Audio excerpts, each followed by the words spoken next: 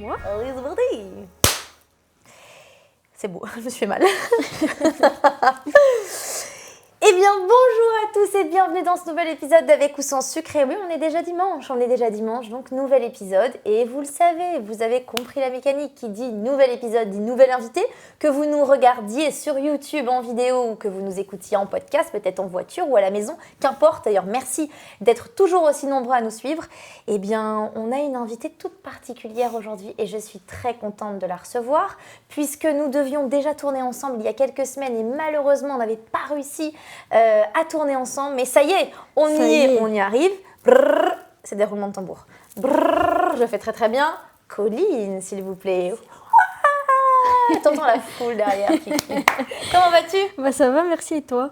Très bien, très bien, très contente de t'accueillir Pareil. à la maison, Oui. puisque pour celles et ceux qui nous écoutent ou qui nous regardent et qui ne le savent peut-être pas, c'est bien mon appartement, tu peux confirmer ? Je confirme. C'est un vrai appartement avec une cuisine et une chambre. Là, on ne le voit pas, mais effectivement, il y a des photos de ma famille. Il y a... En fait, il y a ce qui me caractérise. Et tu vois, c'était important pour moi d'inviter mes invités dans ce podcast, dans un environnement déjà qui me correspond et qui me rassure aussi, puisqu'on ne dirait pas comme ça, mais je suis une timide. Et je me suis dit, mais quoi de mieux finalement que de le faire à la maison. Donc pas facile d'inviter tous les invités à la maison aussi. C'est facile en effet.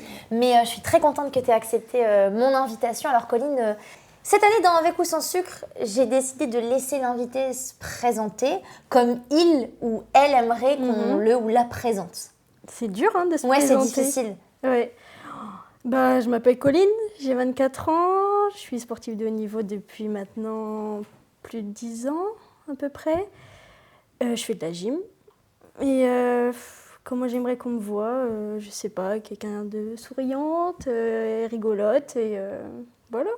Je pense que c'est le cas. Je pense qu'on te voit comme ça parce que moi j'ai eu l'occasion de te voir dans d'autres situations que dans mon appartement, dans Avec ou sans sucre. On s'est croisés plusieurs fois, que ce soit à l'INSEP ou à l'avant-première de la projection des 5 vies de la Djidoukouré, qui est un film disponible sur Canal+. On en reparlera après pourquoi la Djidoukouré arrive dans cette conversation. Vous allez voir, tout va faire sens après. Et tu es comme ça. Tu es une jeune femme pétillante, pleine de vie. Je pense que les gens te voient vraiment comme ça, puisque tu es comme ça, profondément comme ça. Je pense que je suis comme ça. J'espère que les gens me voient comme ça.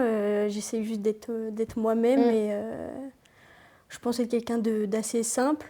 Et voilà, je me prends pas trop la tête et je profite de la vie, quoi. Alors justement, tu vas nous raconter d'où tu viens, parce que c'est aussi ça qui fait finalement...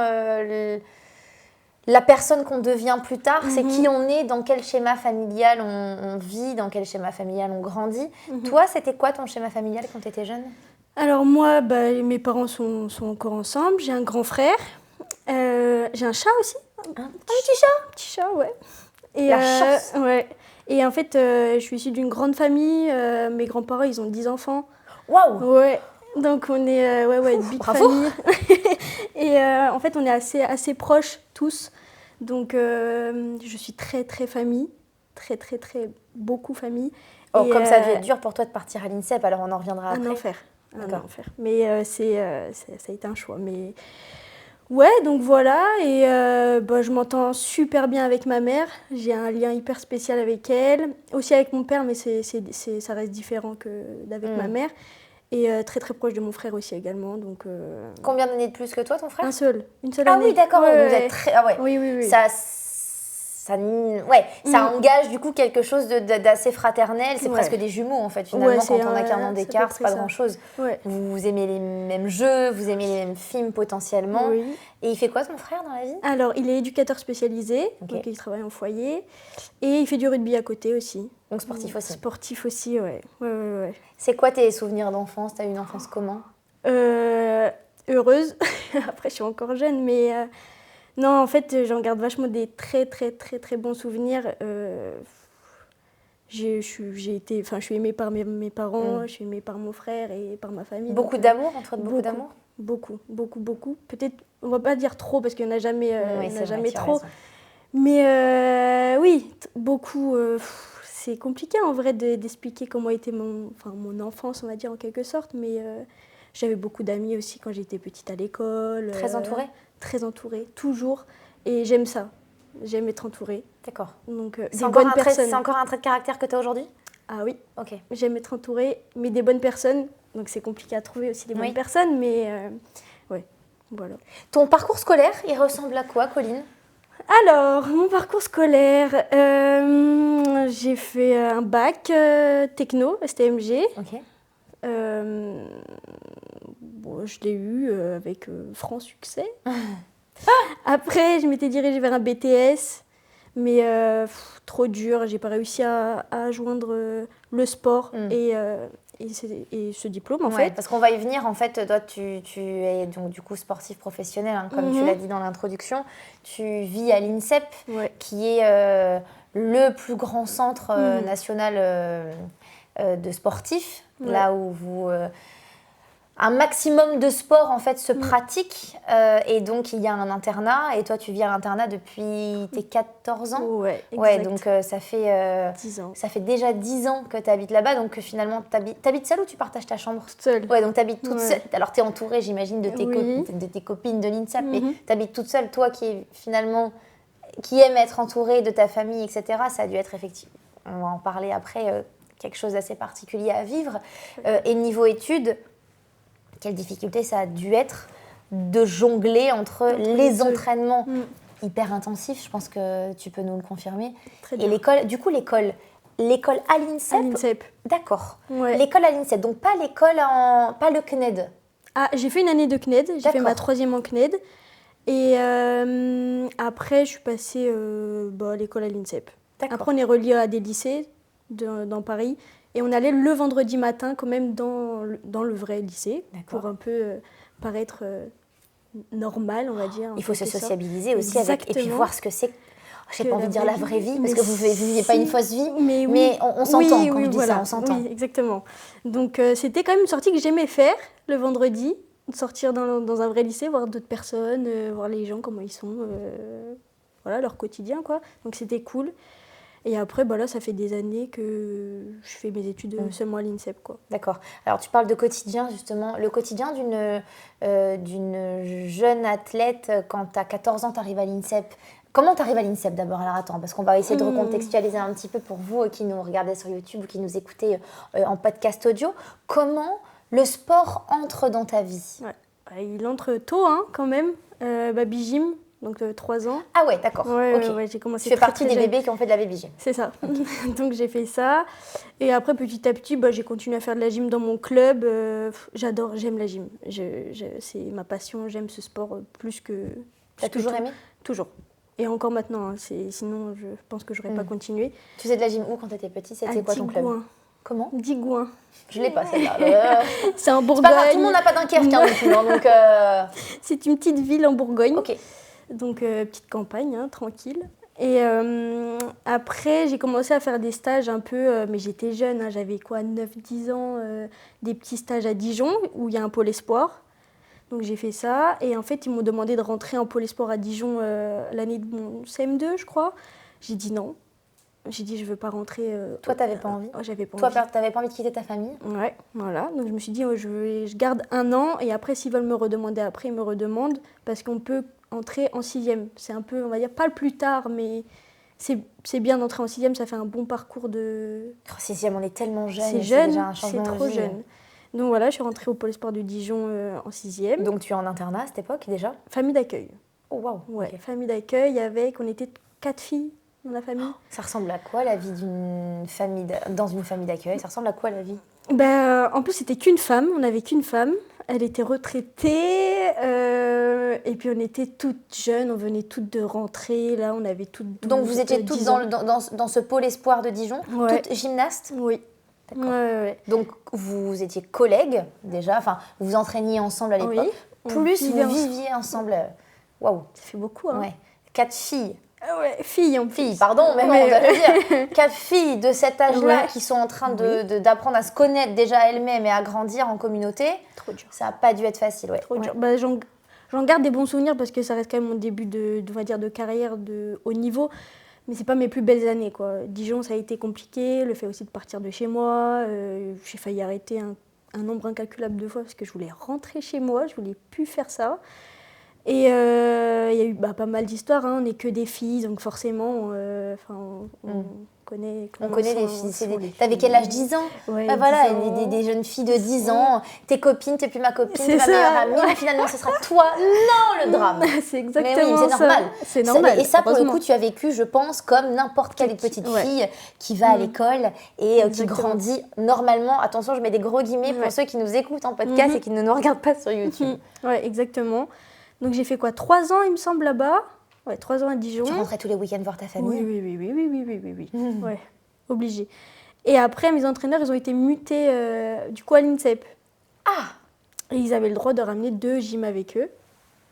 D'accord, voilà ton arrivée à l'INSEP. Et voilà comment je suis arrivée à l'INSEP. Ah, waouh! C'est un parcours, c'est atypique, non? Ça se fait assez régulièrement, ça, que les entraîneurs prennent des athlètes ou... Non, c'est atypique. Oui, je quand pense même. que c'est une des premières fois et rares fois où ça s'est fait. Mais à ce moment-là, c'était vraiment des entraîneurs... je pense que ça reste les meilleurs entraîneurs que j'ai pu avoir dans ma carrière. Donc, on avait besoin d'eux, ici, à Paris. Et du coup, on leur a dit, vous pouvez prendre 2 filles à vous, quoi. Et ça a été...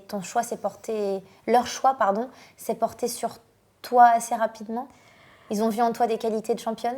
Je sais pas. Je sais que il y avait aussi beaucoup d'histoires quand on est petite et qu'on fait du sport. On dit toujours que les entraîneurs, ils ont une chouchoute. On va dire que j'ai été un peu... Oui, mais t'étais certainement la chouchoute parce que s'ils voyaient en toi une championne grandissante. Sûrement. Et je leur en remercie parce que je pense que ça a pas mal marché. Donc au début, je me suis dit, ils vont pas me prendre moi. Il y avait 2 filles qui étaient plus âgées que moi. Si on fait au niveau d'âge, normalement, c'est les 2 là qui partent. Et puis moi, je refais un an ici, à Dijon. Et peut-être qu'après, je les rejoins mon année de lycée, de début lycée. Et en fait, non, ils m'ont pris avec eux. Ça m'a surpris. En même temps, je me suis dit, je me voyais pas continuer avec eux. Du coup, tu penses que s'ils ne t'avaient pas proposé de partir à l'INSEP à Paris avec eux, tu aurais arrêté la gym? Je pense pas que j'aurais arrêté, mais je pense que ma carrière n'aurait pas été la même. Je pense, sincèrement. J'aurais pas arrêté parce que j'aime ça, j'aime ce sport et tout, mais je pense que ça aurait été différent. Là, tu as 10 ans à ce moment, enfin, donc tu as 14 ans quand ils sont mutés à l'INSEP. Quand tu as 14 ans, ton rêve, c'est d'être gymnaste professionnelle, sportive de haut niveau? Pas du tout. C'est quoi ton rêve? Je crois que j'en ai pas forcément. J'ai jamais regardé forcément la gym à la télé, j'ai jamais été fan de gym, des grandes gyms et tout. Je suivais et encore, je pense pas, je connaissais l'équipe de France, quoi. Mais c'était pas forcément, je me suis jamais dit, moi je veux faire ça, je veux être là et tout, je veux faire les jeux, je veux faire ceci, je veux faire cela. Moi je voulais juste faire de la gym. Moi du moment que j'avais un max d'heures de gym dans la journée, j'étais contente. Et après le niveau il est venu, on s'en rend compte une fois qu'on commence à faire vraiment des compétitions en équipe de France, qu'on est appelé et tout, en stage, tout ce genre de choses. Mais j'ai jamais forcément rêvé quand j'étais petite de faire tout ça, quoi. Est-ce on y reviendra après, mais est-ce qu'au fur et à mesure de ta carrière, par contre, les rêves d'objectifs arrivent? Bien sûr. Ok, tu te prends au jeu, forcément. c'est le cas de le dire. Ah oui. Ok, d'accord. Donc là, tu as 14 ans, tu pars de Dijon, tu arrives à l'INSEP. Ouais. Waouh! Paris, hein, quand même. Hein. Tu arrives à Paris. Ouais. Alors déjà, tu fais bien de le rappeler, tu arrives à Paris. Changement de vie, on va pas se mentir. On passe d'un petit coin tranquille dans nos provinces, et moi la première, donc je sais très bien de quoi tu parles, à d'un coup, waouh, on est projeté dans un milieu parisien. Toi, tu es projeté à l'INSEP, tu arrives à l'INSEP, il y a des... Alors l'INSEP, c'est le centre de formation des champions. Je pense que c'est bien résumé de dire ça comme ça. Donc il y a déjà des champions en titre qui sont là. Donc toi, tu te promènes, tu vas à la cantine, tu te réveilles, tu sors de ton dortoir, tu as des champions du monde, des champions olympiques qui sont là. Ouais. C'est quoi ton ressenti quand t'arrives? En fait, c'est trop fou. Parce que moi, je suis là, je fais 1m30 cette période. Je suis pas bien plus grande au jour d'aujourd'hui, mais j'adore. Je veux dire, voilà, j'étais toute petite. Et là, je vais au ciel, je tombe sur qui? Teddy Riner. Oh, waouh, ah ouais. Puis Teddy Riner, c'est-à-dire qu'on le voit. Bah là, pour le coup, et je me suis dit, en fait, je suis atterrée dans un endroit où c'est fou. Les gens, ils sont trop forts en fait. Et je me suis dit, j'ai la chance d'être là et de pouvoir, moi, peut-être un jour être comme eux, quoi. Donc, on apprend beaucoup, hein. Rien qu'en regardant les gens qu'on croise, on apprend beaucoup. Donc, Est-ce que ces athlètes de très haut niveau ont un petit mot pour les petites jeunes qui arrivent, les petits jeunes, les petites jeunes? Est-ce qu'ils ont un regard bienveillant? Est-ce que tu as senti de l'attention? Ou alors ils n'ont pas le temps, quoi. Ils vont, ils font, sans trop regarder ce qui se passe. Je pense que un peu des deux, parce que forcément, eux aussi, il faut qu'ils s'entraînent, ils ont des objectifs et tout.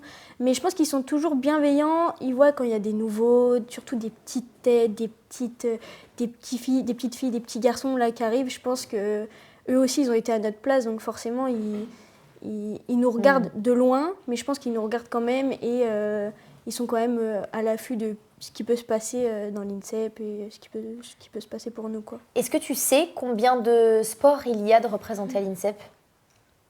Je crois que c'est une vingtaine. Ouais, c'est énorme. Et combien d'athlètes vous êtes, à peu près?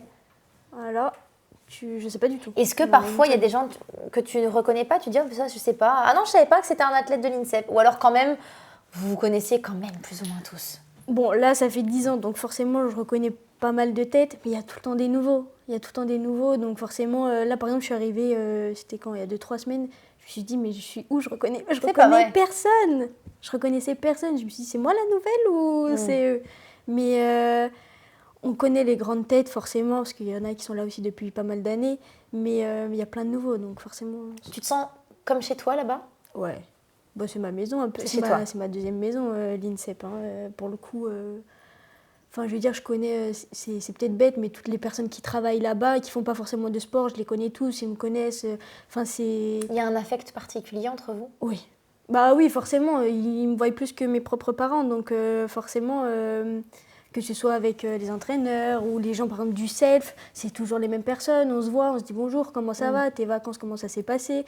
C'est des petits trucs comme ça qui font que ça fait toujours plaisir de se sentir comme chez soi et d'avoir une personne avec qui discuter comme ça de temps en temps. À quelle fréquence tu vois ta famille? J'essaye un max.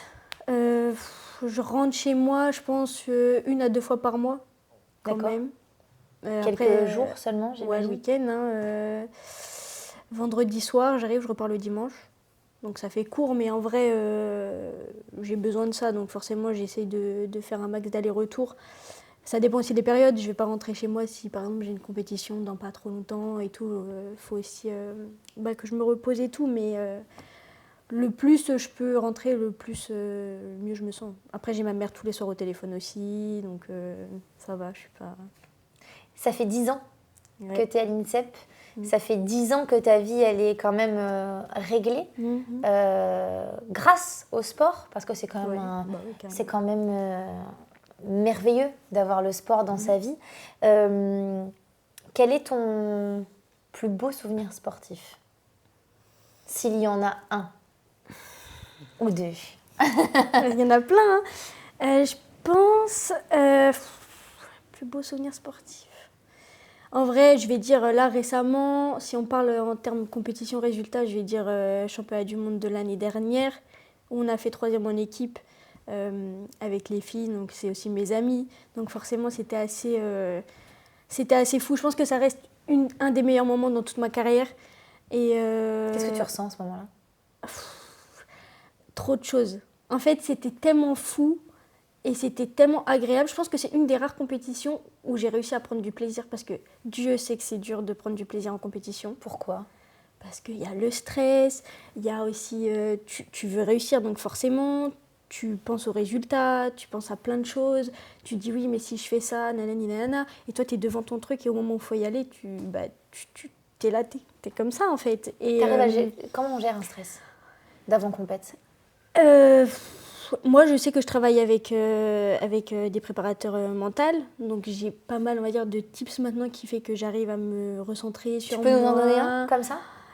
Moi, personnellement, je sais que j'ai besoin au moment où ça va être à moi d'y aller, j'ai besoin de, moi, avoir mon côté toute seule, bien penser à ce que j'ai à faire, et en fait, je me dis, mais je fais ça toute l'année.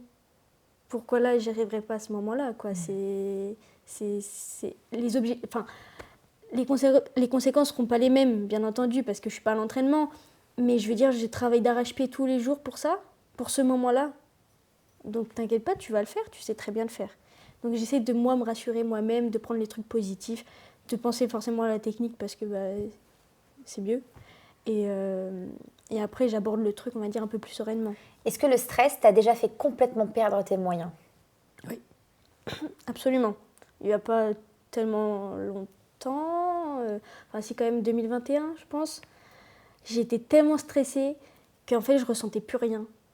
C'est un truc trop bizarre. J'étais tellement stressée que j'avais zéro émotion. Mon corps, il me répondait absolument pas. Et en fait, je passe, je rate. Donc je rate. Vraiment, le truc que je rate jamais, je rate.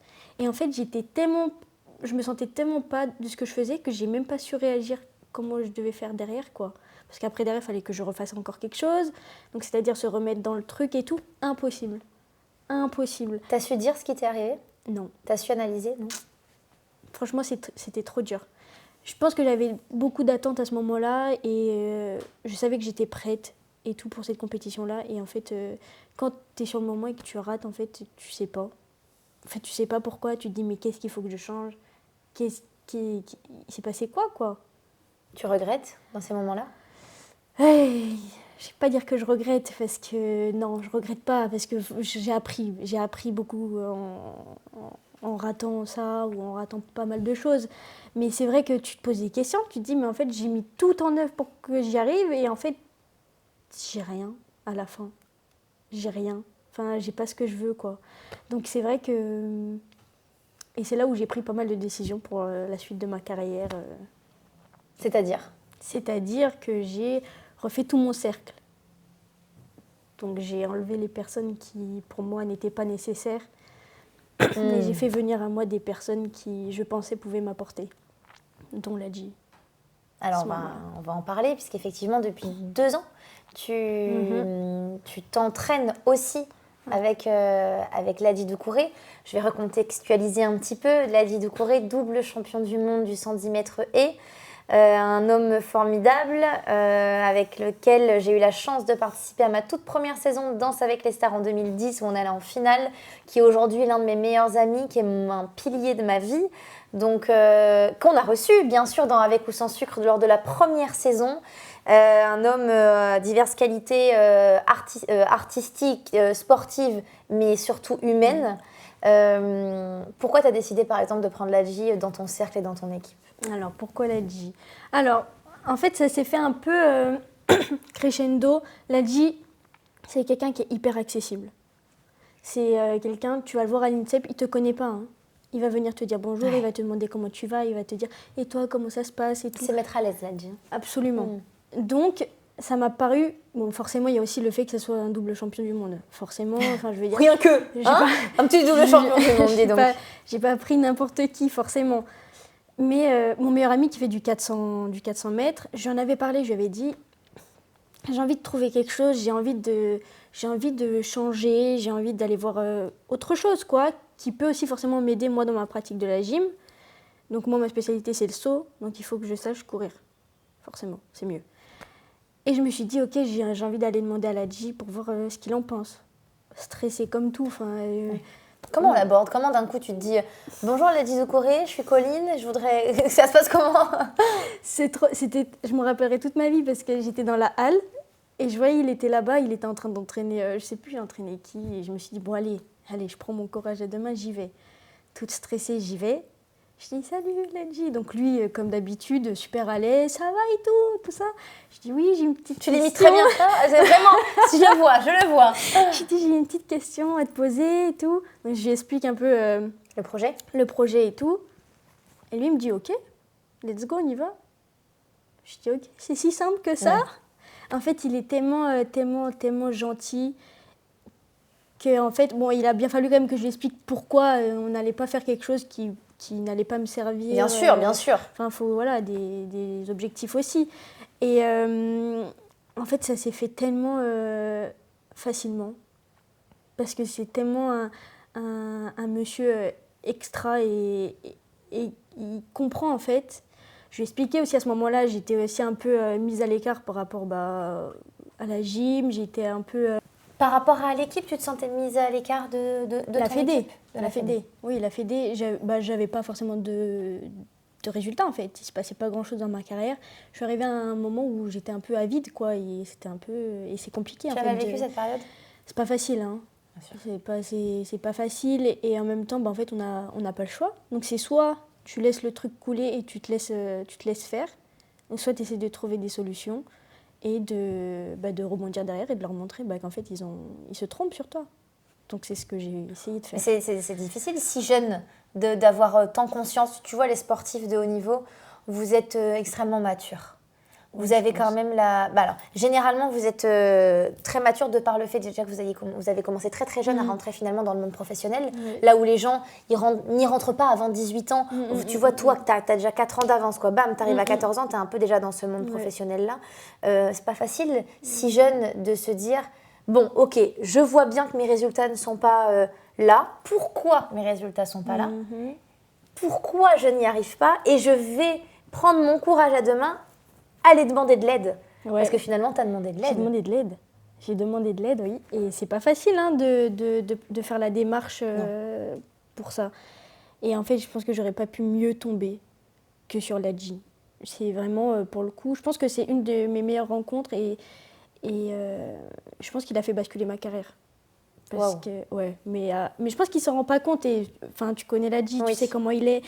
Très humble, très tout ce que tu veux, mais j'aurais beau lui dire une centaine de fois, je pense qu'il ne se rend pas compte de l'aide qu'il m'a apportée. Il a eu un véritable impact sur toi. À fond, mais que ce soit sur le plan sportif ou sur le plan perso, parce que c'est un monsieur avec beaucoup de ressources. Il a tellement vécu de choses qu'il peut que t'apprendre une tonne de choses. Et aujourd'hui, j'ai un bon sac à dos avec pas mal d'affaires derrière, et ça marche en fait. Et ça marche, et ça a marché. On a commencé à voir les résultats de ce travail avec l'ADJ. Et voilà où on en est aujourd'hui, où j'ai fait pas mal de résultats après ça. Et voilà, et j'espère qu'il restera jusqu'à la fin de ma carrière et plus encore. Elle ressemble à quoi la vie à l'INSEP? Parce qu'en fait, on aura envie d'être une petite souris. Moi, j'en suis une, je connais un petit peu. Mais je pense que les gens qui nous écoutent ont envie d'être une petite souris et de comprendre à quoi ça ressemble l'INSEP. C'est immense. C'est immense, c'est un petit village l'INSEP. C'est vrai, c'est un petit village, c'est une petite ville, tu as complètement raison. C'est quoi la vie là-bas? C'est quoi la vie là-bas? En vrai, c'est une vie assez simple, hein, quand on y pense. C'est un peu comme un peu tout le monde. En gros, on se lève, on va à notre travail un peu en quelque sorte, quoi. Bon, après, on a tout à côté, donc forcément c'est simple pour nous. Après, on peut croiser une tonne. En fait, le truc à l'INSEP, c'est qu'on peut tomber sur des tonnes de personnes hyper importantes, des sportifs hyper importants à tout moment dans la journée. Je sais pas, on va croiser. Je sais même pas, j'ai pas forcément de nom à donner, mais une rencontre dans la journée, ça peut te faire, je sais pas, basculer quelque chose dans ta vie. Tu rencontres quelqu'un qui va faire partie de la fin de ta carrière ou ce genre de choses. Mais la vie à l'INSEP, c'est on va pratiquer notre sport, quoi. Pour le coup, nous, la gym, c'est 2 fois par jour. Matin et après-midi? Ouais, matin, après-midi. En général, on a les cours, on fait 8, 9h30 les cours. Après, on a gym 10h, 13h. On va manger. En vrai, ça va vite, hein, c'est speed. Après, on reprend les cours à 14h. Quand tu dis les cours, c'est l'école? Ouais. Après, 15h30, on a la gym. 15h30 jusqu'à 19h. Wow. Après, tu retournes, tu manges, tu dors, quoi. Voilà, c'est ça. Après, il faut caler les kinés, tout ça, la récup, tout ce genre de choses. C'est comme ça un peu tous les jours, donc... Est-ce qu'on s'ennuie? Non. Je me suis jamais ennuyée. Tu t'es jamais dit, oh là là, qu'est-ce que c'est redondant? C'est tout le temps la même chose? Non. Parce que c'est pas toujours la même chose. C'est jamais la même chose. Pour le coup, c'est toujours... Même dans ma pratique de la gym, je vais dire, j'aime la gym parce que en fait, on peut faire plein de choses. C'est souvent la même chose parce qu'on répète une tonne de fois, mais je vais dire, on apprend toujours des nouvelles choses. Et c'est ça que j'aime, c'est que je peux finir la journée en ayant une journée où je me suis mal entraînée. Bon, ça par contre, ça défonce le reste de la soirée, forcément. C'est démoralisant? C'est dur, hein. Quand tu sors de la gym et que t'as pas eu l'entraînement que tu voulais. C'est-à-dire, c'est quoi un entraînement que tu veux, toi? Un entraînement où tu réussis tous tes tricks, je sais pas comment vous appelez ça, mais... Ouais, bah pas forcément, parce que je sais que je peux pas tout le temps tout réussir, ça fait partie du jeu. Mais je veux dire, un moment où je me suis dit, ouais, là j'ai fait un truc où je me suis dépassée, j'ai réussi ce truc que ça fait des mois que je suis dessus et j'y arrive pas. Ou aujourd'hui, ouais, j'ai fait 5 sur 5 cet élément-là, je suis trop contente, tout ce genre de choses, quoi. Mais ça n'arrive pas toujours, forcément, sinon ça serait trop beau pour être vrai. Ah ben bien sûr. Donc voilà, mais après, la facilité qu'on a à l'INSEP aussi, c'est que, par exemple, le soir, on peut être entre gym, ou on peut être avec d'autres sportifs. Enfin, on se fait pas mal d'amitiés, de sports différents, et on apprend beaucoup de chaque sport et de chaque personne. Donc, en fait, c'est une ville plein de ressources, quoi. Vous n'avez jamais d'entraînement en commun? Je sais pas, hein, je te dis des bêtises, mais par exemple, les judokas et les gymnastes, eh ben, vous faites une séance de course et vous allez courir, vous faites 5 km tous ensemble. Bah, tu vois, non. Et moi, je trouve ça dommage. Parce qu'on a tellement de... En fait, on pourrait tellement s'aider les uns les autres, mais en fait, personne ne le fait. Même une fois par mois, tu vois. Mais il n'y a pas de moment commun sportif, hein, je parle. Alors, dans la vie, oui, j'ai bien compris que vous avez, une fois que c'est terminé, la possibilité de faire un peu ce que vous voulez, une fois que vos entraînements sont terminés. Mais en dehors de ça, non, vous n'avez pas de... Vous vous mettez pas en commun, quoi. Non. Ah, c'est rigolo, ça. Ouais. Et je trouve ça dommage, parce qu'en vrai, on pourrait s'aider, s'entraider, parce que c'est ça le sport. Ouais. Et finalement, en fait, on est tous là dans notre coin à faire notre muscu ou aller courir chacun de son côté. C'est un peu dommage. Moi, je me pose une question par rapport à l'école. Alors, je reviens à ça. Comment vous choisissez les études supérieures que vous avez envie de faire? Alors, est-ce que vous avez... C'est très bête ce que je vais te poser comme question. Peut-être que vous la posez vous aussi. Mais est-ce que vous avez une liste, genre, on vous propose plein de formations, mais vous ne pouvez, par exemple, tu as envie de faire, je ne sais pas, moi, des études de maths. Bon, non, ça, c'est pas possible. Ça, les études de maths ne peuvent pas venir à toi à l'INSEP. Est-ce que vous avez quand même des spécificités à respecter? Non. Tout est possible. Je connais des sportifs qui sont en train de faire kiné, il y en a qui font médecine. Wow. Par contre, c'est des études qui... Quand on est sportif, on sait que c'est compliqué de lier grosses études et sport de haut niveau. Parce que, typiquement, première année de médecine, bonne chance, quoi. Ouais, voilà, c'est ça. Donc forcément, on a au sein de l'INSEP des études qui sont, on va dire, plus simples. Je comprends. Et par exemple, on a STAPS, forcément. On a pas mal de diplômes comme les CQP, les BPGEPS, les DE, tout ce genre de choses, qui sont quand même plus simples dans l'organisation de l'année et le planning. C'est fait en fonction du planning sportif, donc c'est forcément plus simple. Est-ce que c'est obligatoire de faire des études? Non, c'est pas obligatoire. Après, de mon point de vue, je trouve ça mieux. Parce que je pense que si on fait que du sport tout le temps, tu dois péter un plomb, je pense. Donc forcément, il faut... Après, ça dépend aussi des sports, hein, je pense. Hein. Par exemple, on avait le foot avant, le foot féminin. Elles n'ont pas forcément besoin de faire des études parce qu'elles peuvent plus vivre de leur sport, on va dire, en quelque sorte. Nous, la gym, une fois que tu as terminé, donc c'est-à-dire très jeune, donc dans pas trop longtemps, après, derrière, tu n'as rien, en fait. Donc il faut que... C'est ta roue de secours. Voilà. Donc, il faut c'est ton plan B, ce qui va se passer après dans ta vie. Tu penses à ça souvent? Ouais, mais... Ça te fait peur? Ouais, vaut mieux pas que j'y pense parce que c'est... Chaque chose en son temps. C'est flippant, en fait. Oui, et en même temps, ça peut arriver très vite, en fait. Ça va arriver très vite parce que je vais jusqu'à Los Angeles et après, je commencerai à me faire un peu vieille, quoi, on va dire, dans la dingue de dire ça. dans la gym. Donc forcément, il faut que je commence à penser à qu'est-ce que je vais faire après, quoi. Bien sûr. Donc, savoir... on a souvent le syndrome... Enfin, moi, je sais que j'ai ce syndrome-là de je fais du sport, mais je sais rien faire d'autre. Je le connais, celui-là. C'est trop dur. Est-ce que je sais faire quelque chose d'autre? C'est ça. Je le connais très bien. Eh bien, ça fait peur. Tu vas trouver? Je pense, parce que je pense que je vais me débrouiller. Non, je te le dis. J'espère. Crois-moi. Que j'aime. Crois-moi, tu vas trouver. La vie va te mettre sur un chemin. Pardon de parler de moi, mais c'est pas le propos du podcast, mais pendant longtemps, je me suis posé la question. Est-ce que je sais faire quelque chose d'autre? Et ma réponse était non. Je ne sais faire que de la danse. C'est terrible. Hein. Et j'entendais, mais c'est déjà génial, tu sais faire de la danse. Je ne sais faire que de la danse. Je ne sais rien faire d'autre. Je ne fais rien d'autre. Je n'ai jamais eu une autre passion. J'ai jamais pratiqué d'autres sports. Je ne sais pas ce que c'est. Donc je comprends ton syndrome de... C'est au-delà de qu'est-ce que je vais faire après. C'est qu'est-ce que je serais capable de faire. Ouais, mais c'est ça. Et ça fait hyper peur. Je sais que le sport, il me donne plein de choses que, par exemple, les personnes qui n'en font pas, n'ont pas forcément. Mais en fait, je ne sais pas comment les utiliser. Je ne sais pas ce que le sport, il me donne des choses, mais comment je vais, moi, les retranscrire après dans ma vie sans le sport. T'es une jeune femme intelligente et tu vas le trouver, crois-moi. Ne t'inquiète pas trop pour ça, même si je trouve que c'est aussi une forme d'intelligence de s'en préoccuper et de se projeter dans l'avenir et de se dire que après une carrière, il y a une autre vie qui va s'offrir à toi. Et en parlant de la carrière que tu as en ce moment, si on parle financier, à quel moment on commence à gagner sa vie en tant que sportif de haut niveau? J'imagine que tu vas me répondre, ça dépend des sports. Oui, ça c'est sûr. Mais en toi tant que gym. Alors, c'est compliqué, hein. C'est très compliqué. Déjà, il faut savoir, nous, l'INSEP, on peut être à l'INSEP et payer l'INSEP. Hein. Donc, c'est ton cas ? Non. Je ne paye pas l'INSEP. En fait, plus tu es bonne dans ce que tu fais, moins tu payes. Bien Donc, sûr. plus tu as des résultats, Bien sûr. plus on te prend en charge. Parce que tu rapportes finalement la médaille au club, quoi. En gros, Exactement, c'est un peu ça, si je schématise. Donc, ça fait quelques années que maintenant, l'INSEP, enfin, la fédération paye pour moi l'INSEP.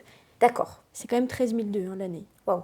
Donc c'est quand même... Oui, donc il y a bien quelqu'un qui paye pour toi. Tu ne vas pas, finalement, tu ne payes pas ta participation à l'INSEP, enfin ta présence à l'INSEP, mais quelqu'un paye pour toi. C'est la fédé. Ouais.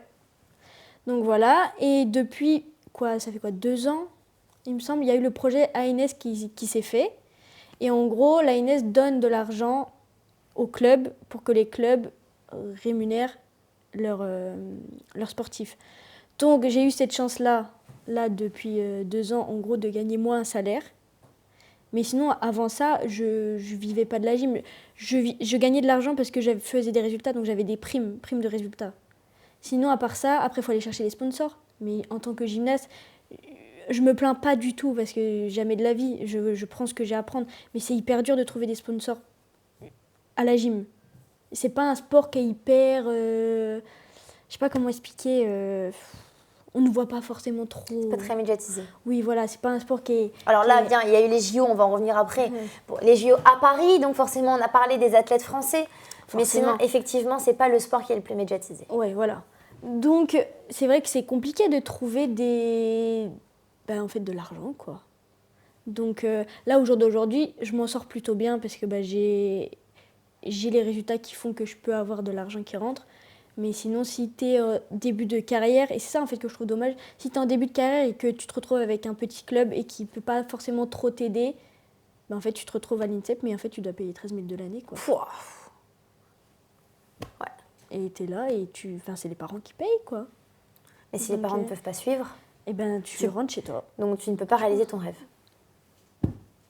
Et le problème est là. Et peut-être qu'on perd beaucoup de gens extrêmement doués. Je pense. À cause de ça. Oui. Aujourd'hui, j'ai pas envie de connaître ton salaire, ça ne m'intéresse pas et ça ne nous regarde pas. C'est moins de 5 000 € par mois ? Ah ben oui. Ouais. Mais bien sûr que oui. Non, mais parce que quand on voit le prix de certains sportifs de haut niveau qui gagnent des millions d'euros par mois, alors attention, il y a 2 poids 2 mesures. Oui. Mais c'est bien de se dire il y a des millions, il y a des 20 000 et il y a des 2 000. Voilà. Donc, ok. Et ça te suffit ? C'est pas ta préoccupation première pour l'instant ? C'est pas du tout ma préoccupation première. Je suis contente parce que je peux vivre, je vis bien. Je vis très bien. Donc je me préoccupe pas forcément de ça. Après, il faut forcément que je fasse attention aussi à l'après-carrière, parce que j'aurai forcément plus de salaire, tout de suite après, je veux dire. Donc il faut aussi que j'ai de l'argent pour l'après, quoi. Bien sûr. Pour gérer tout ça. Mais non, je me prends pas trop la tête. Et si je me prends pas trop la tête, ça veut dire que je suis quand même assez cool, quoi, là-dessus et que je vis plutôt bien. Ouais. Tu t'entraînes tout le temps avec d'autres filles ou vous avez des cours particuliers, des entraînements particuliers ? Tout le temps avec les filles. Donc vous êtes tout le temps collectif. Ouais. Donc toi, pour toi, tu fais un sport co. Même si tu es seule sur la piste parfois, C'est un sport co. c'est un sport co pour toi. Ouais. T'aimes ça? J'adore ça. Alors, ça dépend. Moi, je sais que je préfère les compétitions équipes que les compétitions ou individuelles. Pourquoi? Parce que tu as aussi le fait que quand tu es avec l'équipe, tu le fais pour l'équipe. Pas que pour Tu toi. le fais pas que pour toi. Et c'est tellement plus simple dans la tête. Et je trouve que j'arrive mieux à exploiter mon potentiel quand je suis en équipe que quand je suis seule. Parce que t'es moins stressée? Oui. Mm. Je suis moins stressée. Et après, à tout moment, tu te dis quand même, si je rate, je fais tomber tout le monde, quoi. Aussi, Il y a aussi- c'est à double tranchant. Il y a ça à double Bien sûr, tranchant. bien sûr. Donc il y a de ça, mais en fait c'est tellement, en fait avec l'équipe avec laquelle j'étais par exemple au Monde ou aux Europes, ce genre de choses, on s'entend trop bien.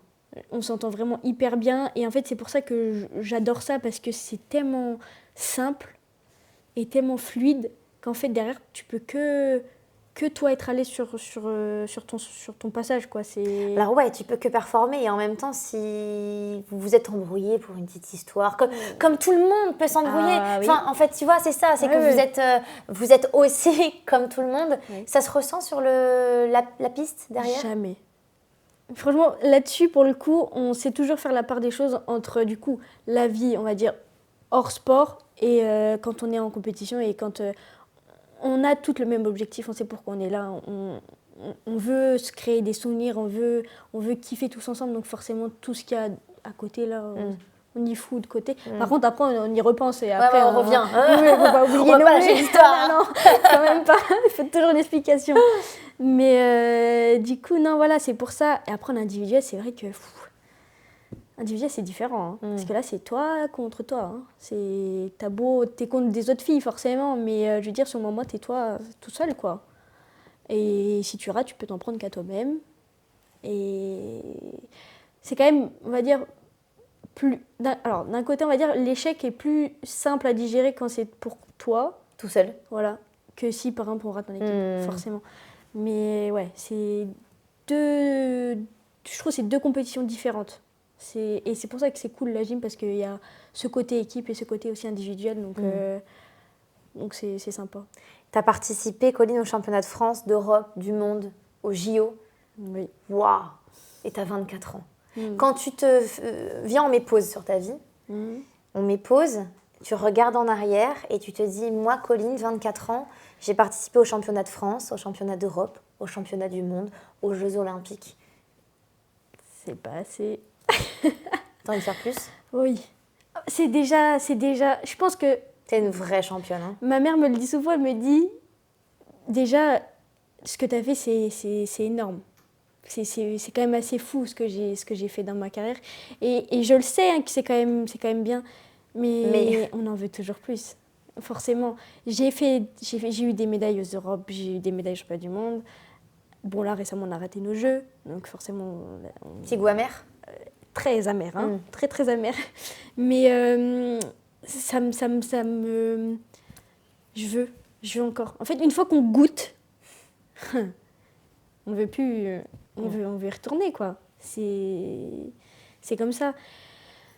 Donc, c'est une bonne drogue, hein, j'ai envie de te dire. Ah oui. L'adrénaline. L'adrénaline, tout ça, en fait. Tout, la perf. Ouais, la perf. L'ensemble, en fait. C'est trop bon. J'adore ça.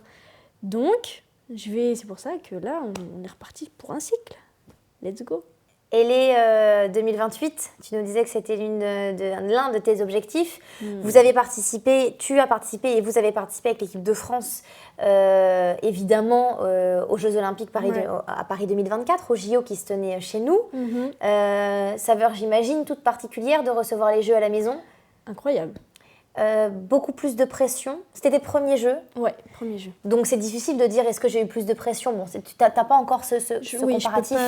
Mais on a quand même entendu beaucoup d'athlètes dire que, évidemment, il y a plus d'adrénaline. C'est à la maison, tu as ton public. Ça hurle quand l'équipe de France arrive quelque part. Elle est idolâtrée, elle est mise en avant. On a parlé de vous partout.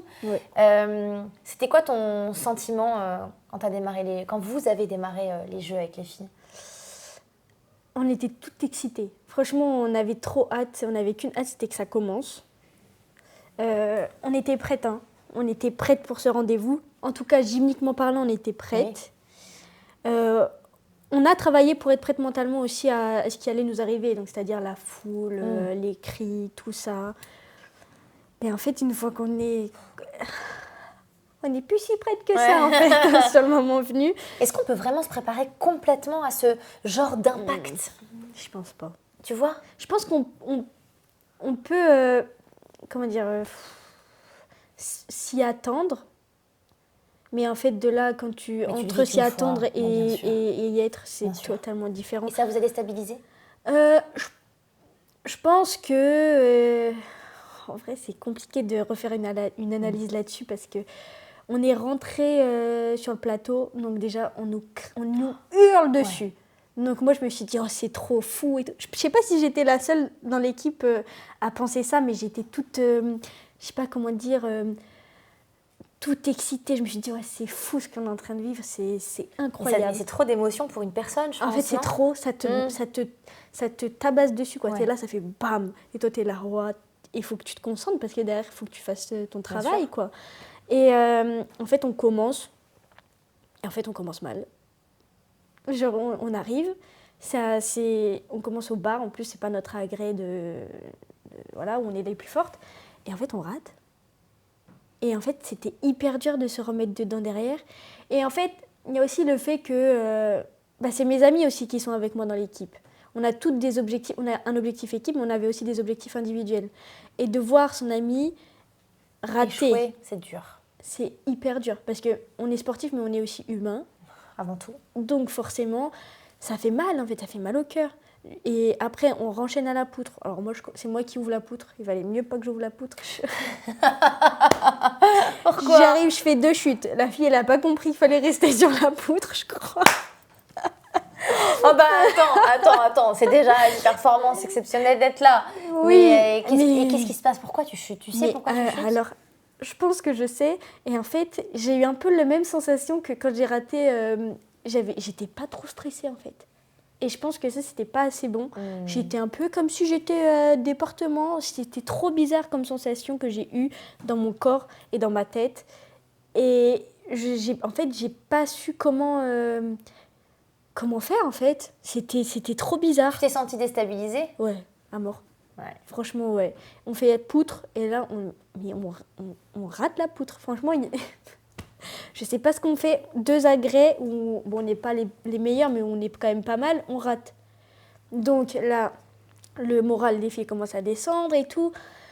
Je suis pas très bien, mais je me dis, les filles, on est là, on est chez nous, quoi. C'est à nous. C'est nos jeux. Tout ça, c'est pour nous, quoi. Faut profiter. On va pas revivre ça demain, quoi. Donc, faut essayer, même si, voilà, on est en train voilà, quoi. Et on va essayer de faire ce qu'on peut pour remonter et au moins se faire plaisir sur les deux qui nous restent et tout. Donc j'essaye, moi, toute sourire et tout. Allez, les filles, donc c'est un peu mon travail d'être la fille rigolote, la fille drôle. Tout Chacun ça, a sa petite particularité dans l'équipe. Un petit peu, ouais. Et du coup, on arrive au sol, sauf qu'en fait, catastrophe. Franchement, je sais même pas comment je peux expliquer ce qui nous est arrivé parce que c'était trop bizarre. J'ai l'impression on était... donc il y avait nous et nous, quoi. Ouais. Et on se regardait en train de faire... Ouais. C'était trop bizarre. C'est la pire sensation au monde de se regarder faire le truc. C'est terrible d'être spectateur. Tous les sportifs connaissent ce sentiment d'être spectateur de sa propre personne. De ne pas être dans son corps, en fait, c'est Exactement. ça. On n'est pas dans notre corps. Tu contrôles rien. Ouais. Tu contrôles rien, tu sais pas ce qui se passe. On arrive au saut, donc moi je devais faire saut aussi. Donc c'est moi qui termine la compète. Je fais ce que j'ai à faire. Bon, j'avais dû du coup simplifier mon 2e saut parce que j'étais pas forcément prête pour faire le gros saut. Moi, je visais aussi une finale au saut, sauf que, en fait, après tout ça, on en oublie un peu les objectifs perso. On se dit, est-ce qu'on va passer les gens finale équipe ? Je finis mon saut, je vois la note, je vois on est 8. Ouais, on est 8, non, on est 9, et ils prennent les 8 premières en équipe. Oh ! Ouais. En fait, je suis au bout de la piste pour faire mon 2e saut, je me dis, mais en fait, on n'est pas en finale équipe. C'est trop fou ce qui se passe. Quels étaient vos objectifs en équipe et quels étaient tes objectifs pour ces jeux en perso ? Alors, en équipe, on avait pour objectif de faire finale et de titiller la 3e place. On sait qu'on était capable de... C'était faisable. On était médaillable. Pour le coup, on sait qu'on l'était. Et moi, au vu de mon tibia d'avant-jeu, Je m'étais dit, ça serait bien que je vise une finale Parce que tu avais des problèmes au tibia Oui, voilà. dans les jeux. Ouais. Et après, je m'étais dit, si je fais finale saut, de toute façon, ça veut dire j'aurais quoi 2 sauts, il me reste 2 sauts à faire. Bon, vas-y, j'ai mal, on s'en fout. S'il faut que je tente le dur pour la finale, on fonce. Ok. Voilà, j'étais dans cette optique-là. Sauf que c'est pas passé forcément, donc on se retrouve bredouille sans finale. On fait un jour de compète, tout est terminé pour nous. Enfin, c'est lunaire ce qui s'est passé. Quand vous rentrez dans les vestiaires, vous dites quoi? Vous parlez ou même pas? Franchement, en plus, le plus dur, c'est qu'après, on doit passer en zone mixte.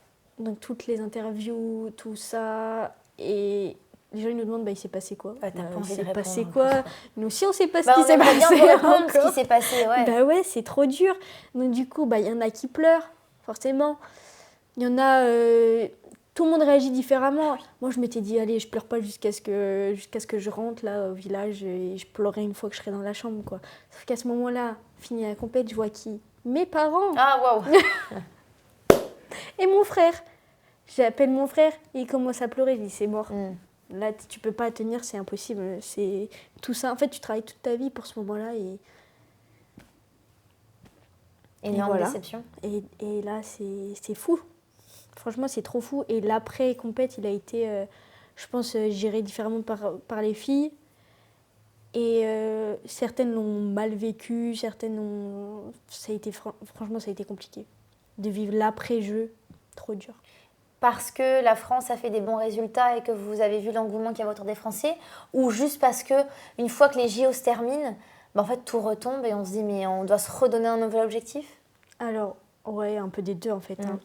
Franchement, c'est dur de... Moi, je m'étais dit après les Jeux, de toute façon, il faut que je fasse une pause parce que s'il faut que je reparte encore pour 4 ans derrière, c'est long 4 ans. Hein. Ouais. Donc, il faut être stratégiquement bien, quoi. Et... il y avait aussi le fait qu'on voyait les gens rentrer au village avec leurs médailles, les volleyeurs qui reviennent, ils créent et tout au village, médailles d'or et tout. Et toi, t'es là, tu viens de rater. En vrai, t'es trop content pour eux. Mais en même temps, toi, t'es là, tu fais putain. Mais bien sûr. Voilà quoi, on est vraiment passé à côté. Je rebondis sur ce que tu dis, tu nous parles du village olympique. C'était comment le village olympique? Moi, j'ai kiffé. Hein. Franchement, pour le coup, j'ai trouvé ça assez... un vrai premier jeu, donc forcément, je ne pouvais pas comparer avec, je sais pas, Rio ou Tokyo ou ce genre de choses. Mais moi, j'ai trouvé ça trop bien. J'ai trouvé ça trop bien. Qu'est-ce qui est trop bien? L'ambiance qu'il y a entre toutes les nations, c'est... Ouais, l'ambiance, tu croises... Mais on peut croiser une tonne de personnes. La dernière fois, je mange, je vois quoi? Nadal, pas très loin de moi, je suis monnaie. Mais normal, on est où, là? Mais viens avec moi, tous les mardis, on mange ensemble. Sérieux? C'est faux, bien sûr. Je me suis dit, mais on est où? C'est quel monde? Donc, il y a aussi ce petit truc d'enfants, quoi. On voit tout plein de grands sportifs. On voit ceux aussi qui ont réussi, qui sont tout contents. Après, il y a ceux aussi qui ratent. Donc, forcément, c'est... En fait, on est tous là pour la même chose. Et c'est ça que je trouve ça fou, c'est qu'on arrive à ramener tous ces sportifs-là pour un seul événement, pour la compète de leur vie un peu. Et c'est fou. Porter les couleurs de la France, ça fait quelque chose? Ouais. Les couleurs d'un pays comme ça? Ouais. Je pense qu'on ne s'en rend pas forcément compte. Je pense que je me dis, ouais, je suis en équipe de France. En fait, c'est tellement devenu un espèce de titre qu'on en oublie en fait que, ouais, je représente mon pays, quoi. C'est quand même incroyable, t'imagines? Ouais. C'est dingo en fait ce que tu es en train de faire. Oui, ce que vous faites, l'équipe. Oui, c'est complètement fou. Mais à ce moment-là, en fait, c'est pas que tu n'y penses pas, mais c'est tellement... je sais pas comment dire. Enfin, c'est ancré en toi. C'est ça. De toute façon, c'est... Et puis, tu travailles finalement pour ça aussi, pour porter les couleurs de la France. Ouais. Donc, ouais, si, c'est... Je pense une fois que j'aurai fini tout ça, je vais me dire, c'est fou. C'était complètement fou. Mais là, actuellement, je me dis, je vais pas dire que c'est normal, hein, pas du tout. Hein, peut-être que tu restes... J'ai l'impression que tu restes ancré, en fait. Tu es ancré dans le moment présent. Ouais. Le moment présent est de porter les couleurs de ton pays. Et effectivement, j'imagine que quand tu te retourneras sur ta carrière dans 10 ans, dans 20 ans, dans 30 ans, tu diras, mais moi, j'étais représentante de l'équipe de France. Moi, je trouve ça formidable. Alors, Colline qui dit sportive, dit forcément blessure. Ça va avec. J'ai reçu de nombreux sportifs dans Avec ou sans sucre. Donc, on a abordé ce sujet. Comment un sportif de haut niveau aborde la blessure? Bah, c'est une peur, hein. Forcément, ça fait partie des peurs d'un sportif. Après, je pense que c'est un... Je vais pas dire que c'est un passage obligatoire, mais dans tous les cas, la gym, je sais que c'est un sport qui est dangereux, c'est un sport qui fait mal au corps. Enfin, je veux dire, on commence très jeune, donc forcément, voilà. Pour le coup, je ne suis pas passée à côté des blessures, j'ai été pas mal dedans. Mais pour moi, j'ai déjà eu peur de la blessure par rapport au je me blesse et il faut que je reprenne et forcément derrière tu fais forcément attention à ce que tu fais. Des appréhensions. Voilà, il y a des appréhensions. Ouais. Mais en fait, au bout d'un moment, si ça... Excuse-moi, mais si ça doit péter, ça va péter. Hein. Ouais. Moi, je pars de ce principe-là. Après, forcément, il y a des facteurs qui font que la blessure peut arriver plus vite que prévu. Donc, il faut avoir une bonne hygiène de vie, faut bien dormir, faut bien manger. Tu fais attention à ça? J'essaye de faire un max attention à ça sans trop me prendre la tête parce que sinon, c'est trop de choses à penser et je trouve ça trop dur. Mais oui, je sais en fait, je sais ce qu'il faut faire. Donc forcément, je vais faire attention. Prendre soin de mon corps, aller chez le kiné, aller faire de la récup, cryo, bain froid, bain chaud, tout ça. Ça fait partie du travail en fait en Bien soi. sûr. Donc voilà, moi franchement, la blessure... Pour moi, si elle doit arriver, elle arrivera, c'est un peu ça que tu nous dis. C'est exactement ça. Ouais. Pour moi, c'est exactement ça. Et après, ça dépend de moi, de comment je veux récupérer de cette blessure. Parce que forcément, la rééduque, en fait, aller à la gym, mais pas pour faire de la gym, mais pour faire que de la muscu, c'est chiant. Ouais. C'est chiant parce que j'ai qu'une envie, moi aussi, d'aller courir, de faire du saut, d'aller faire du sol, des trucs comme ça, des saltos. Mais tu peux pas le faire. Donc, il faut que tu trouves autre chose qui est dur et qui est pénible, mais ça fait partie du travail. Et après, moi, j'ai toujours eu la faculté, on va dire, de revenir un peu meilleure à chaque fois que je me blesse. Parce que, en fait, je ne veux pas perdre de temps. J'essaye de ne pas perdre de temps. J'essaye, même si voilà, je fais pas de gym, je peux faire autre chose qui va faire que quand je vais reprendre, ça va être simple. En fait, faciliter la reprise, en fait. Et... franchement, c'est chiant. Je me laisse toujours, par exemple, allez hop, je me pète le pied. Je me laisse toujours, allez, j'ai 3 mois d'arrêt. Je me laisse ce premier mois où je me dis, ok, tranquille, prends ton temps. De toute façon, ça sert à rien, il faut que tu tiennes 3 mois encore. Donc, fais ce que tu as à faire, tranquillement. Tu fais toujours un peu de sport, mais profite un peu, hop, hop, hop. Et après, une fois que le mois est passé, je me mets 2 mois à fond et après, la reprise, elle est simple. Je comprends. Donc après, ça dépend de comment les gens fonctionnent, mais... Ça dépend de ce que tu as dans la tête, de ce que tu as dans le cœur aussi, et comment tu veux revenir aussi. C'est hyper intéressant ce que tu dis. J'imagine qu'il y aura des jeunes sportifs qui écouteront ce podcast ou qui regarderont ce podcast sur YouTube, peut-être aussi des gymnastes. Est-ce que toi, tu aurais aimé entendre quelque chose au début de ta carrière qui aurait peut-être pu changer la donne ou te donner de l'espoir ou te donner envie d'aller encore plus loin? Je sais pas. En fait, comme j'étais pas quelqu'un qui suivait la gym, mais juste je faisais de la gym. Ce que tu nous disais tout à l'heure. Forcément, je m'attardais pas forcément à ce que les filles disaient, les anciennes gyms et tout ça. Mais je pense en fait juste être bien faite dans ma tête. Et du coup, pour moi, les choses paraissaient logiques.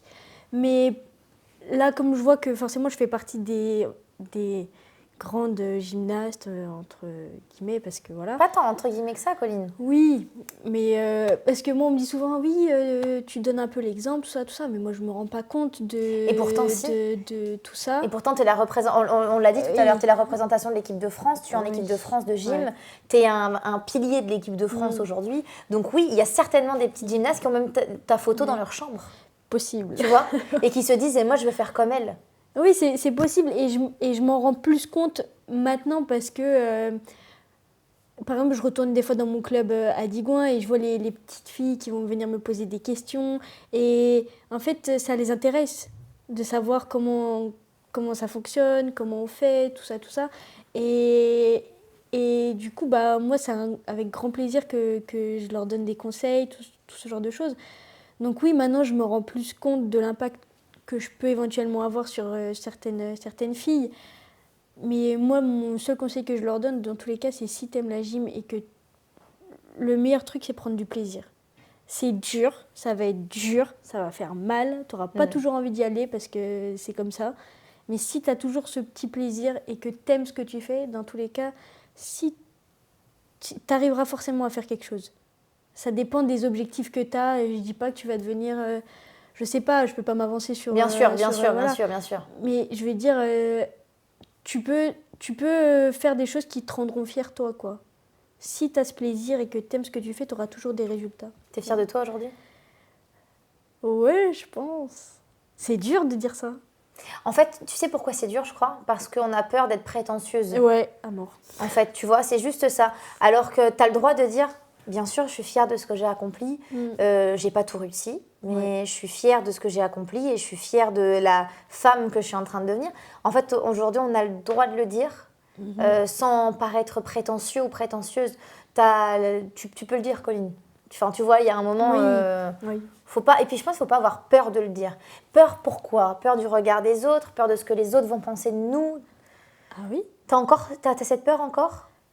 Alors, ouais, parce que malgré tout, on va revenir là-dessus, mais les réseaux sociaux, ça reste... ça, ils font trop mal, les gens, là-dessus. Hein. Qu'est-ce qu'ils font mal ? Franchement, j'essaye de pas regarder et tout. Bon, après, forcément, je suis quelqu'un qui est curieuse, donc je vais Non, aller mais même voir. au-delà de ça, c'est trop facile de dire « Mais tu n'as qu'à pas regarder ?» Oui, bien Ouais, sûr. vas-y, toi. J'allais à Koh Lanta, tiens, tant que j'y suis. Comme ça, moi, je pose mon téléphone. Non, mais bon, il y a un moment où tu vas forcément tomber dessus. On va tellement te taguer sur le truc que tu vas tomber dessus. Ça t'a fait mal, ça ? Après les JO, il y a eu des critiques ou pas ? On s'est fait Lyncher jeter sur les réseaux, c'est un truc... C'est marrant parce que je pense qu'il n'y en a même pas 1% qui sont capables de faire un salto avant. Mais c'est sûr. Ça, c'est drôle. Mais c'est sûr. Mais c'est que, en fait, on a beau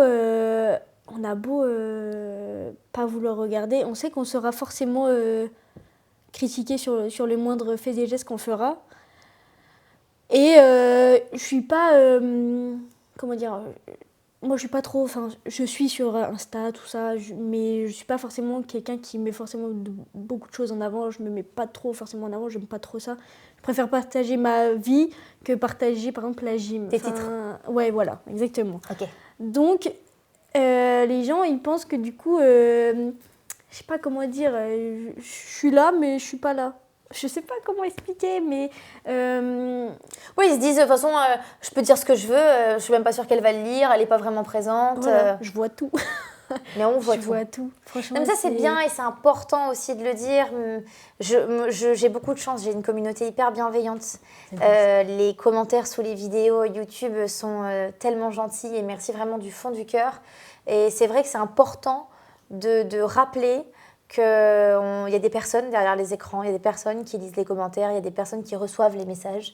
Et est-ce que les gens prendraient le temps de s'arrêter dans la rue pour dire « Eh, vraiment, c'était nul ton résultat hein. !»